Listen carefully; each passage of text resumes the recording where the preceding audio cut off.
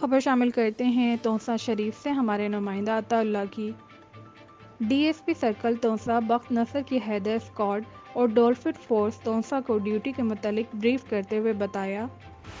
آپ دیکھ رہے ہیں ENN نیوز اور میں ہوں سٹی رپورٹر عطا اللہ لغاری۔ رخ کرتے ہیں خبر کی طرف۔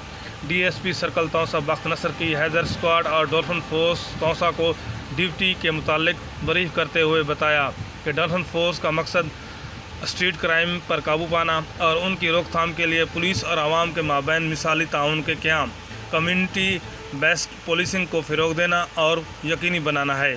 انہوں نے کہا کہ ڈولفن فورس قانون پسند شہریوں کے لیے تحفظ کی علامت ہے۔ گشت کو مزید مؤثر بنایا جائے اور شاہراہوں اور کاروباری مراکز کی سیکورٹی کو یقینی بنایا جائے۔ توسہ سٹی کا پیٹرولنگ پلان مرتب کیا گیا۔ ان سلسلہ میں ملازمین کو بریف بھی کیا گیا۔